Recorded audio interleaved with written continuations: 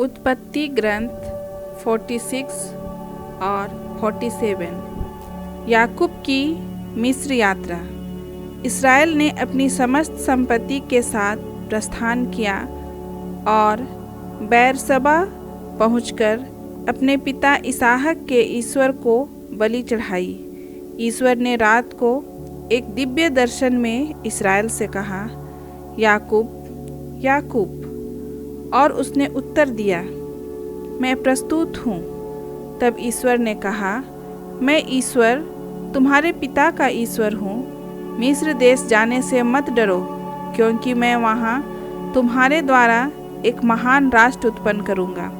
मैं स्वयं तुम्हारे साथ मिस्र देश जाऊँगा और तुमको फिर वहाँ से निकाल लाऊँगा। यूसुफ तुम्हारे मरने पर तुम्हारी आंखें बंद कर देगा। याकूब बेरशेबा से चला गया। इसराइल के पुत्रों ने अपने पिता याकूब, अपने छोटे बच्चों और अपनी पत्नियों को उन रथों पर चढ़ाया जिन्हें फ़िरौन ने उन्हें ले आने के लिए भेजा था। वे अपना पशुधन और जो कुछ उन्होंने कनान में एकत्र किया था वह सब अपने साथ ले गए। याकूब अपने सब वंशजों के साथ मिस्र देश पहुंचा। वह अपने पुत्रों और पौत्रों और पुत्रियों और अपनी पौत्रियों, अपने सब वंशजों को मिस्र ले आया। याकूब का वंशज जो उसके साथ मिस्र आए, उनकी कुल संख्या उसके पुत्रों की पत्नियों को छोड़कर 66 थी। यूसुफ के 2 पुत्र मिस्र में पैदा हुए थे। इस प्रकार याकूब के घराने के सब व्यक्ति जो मिस्र आए थे कुल मिलाकर 70 थे। याकूब ने यूदा को अपने आगे भेजकर यूसुफ से निवेदन किया कि वह गोशेन में उससे मिलने आए। जब वे गोशेन पहुँचे तो यूसुफ अपना रथ मंगाकर अपने पिता इसराइल से मिलने के लिए गोशेन गया। अपने पिता से मिलकर उसने उसे गले लगा लिया और उससे लिपट कर वह देर तक रोता रहा। इसराइल ने यूसुफ से कहा, अब तो मैं सुखपूर्वक मृत्यु की प्रतीक्षा करूँगा, क्योंकि मैं फिर तुम्हारे दर्शन कर सका और जान गया हूँ कि तुम जीवित हो। इसके बाद यूसुफ ने अपने भाइयों और अपने पिता के परिवार वालों से कहा, अब मैं जाकर फ़िरौन से यह कहूँगा कि मेरे भाई और मेरे पिता के घर के लोग जो कनान देश में रहते थे मेरे पास आ गए हैं। वे लोग भेड़ बकरियाँ चराते थे और अपनी भेड़ बकरियाँ, अपनी गायें, अपना सब सामान ले आए हैं। जब फ़िरौन तुम लोगों को बुलवाकर तुमसे पूछे कि तुम लोग क्या काम करते हो, तो तुम इस प्रकार उत्तर देना कि हम आपके सेवक बचपन से ढोर डांगर ही चराते आ रहे हैं। हम और हमारे पुरखे भी यही करते आए हैं। ऐसा इसलिए कहोगे जिससे तुम गोशेन प्रांत में ही रह सको, क्योंकि मिस्र के लोग सब भेड़ बकरियां चराने वालों को नीची दृष्टि से देखते हैं। फ़िरौन के पास जाकर यूसुफ ने उससे कहा, मेरे पिता और मेरे भाई कनान से अपनी भेड़ें, गायें और सारा सामान लेकर गोशेन प्रांत आ गए हैं। उसने अपने भाइयों में से 5 को लेकर उनको फ़िरौन के सामने प्रस्तुत किया। फ़िरौन ने उसके भाइयों से पूछा, तुम लोग क्या काम करते हो?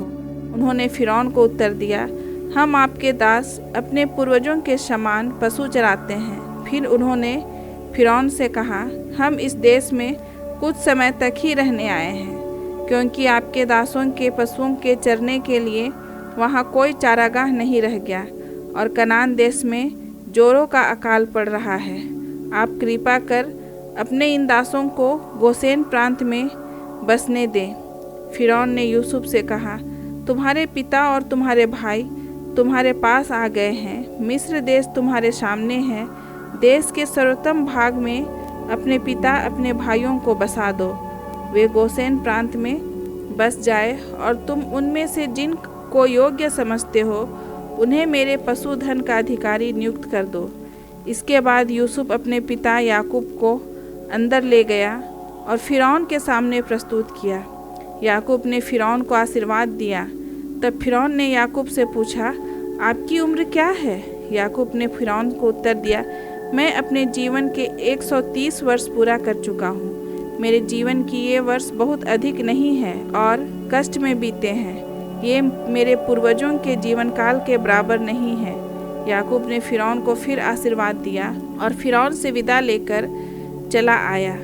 इसके बाद यूसुफ ने फिरौन की आज्ञा के अनुसार अपने पिता और अपने भाइयों को मिस्र देश के सर्वोत्तम भाग रमसेस प्रांत में बसा दिया।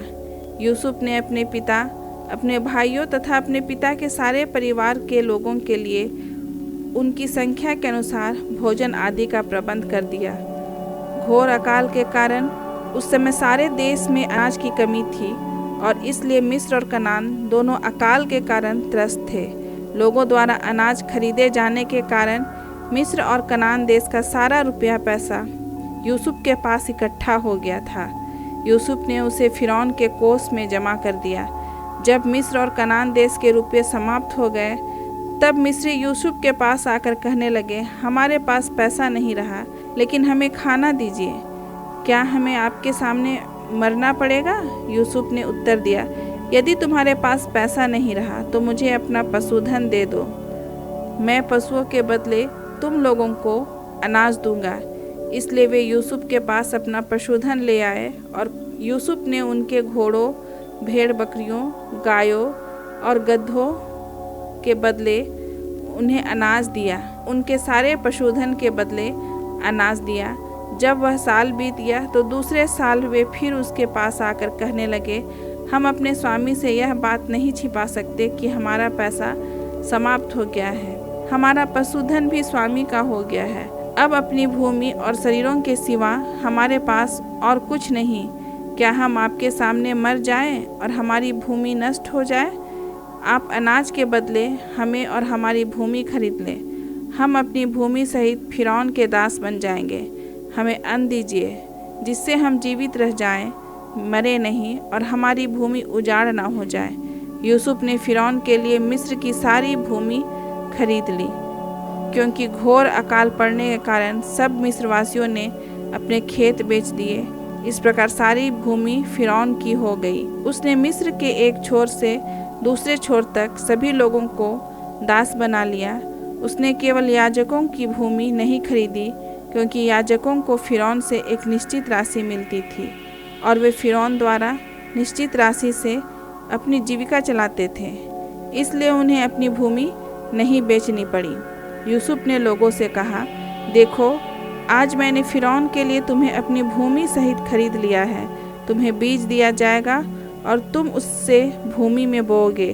तुम्हें कटनी के समय फिरौन को 5वां भाग देना पड़ेगा।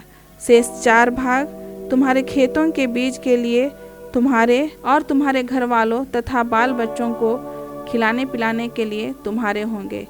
इस पर उन्होंने कहा, आपने हमारे प्राण बचा लिए हैं। आपकी कृपा बनी रहे।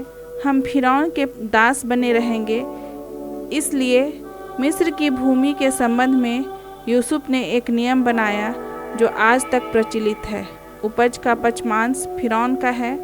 केवल याजकों की भूमि फिरौन की नहीं हुई। यह प्रभु की वाणी है।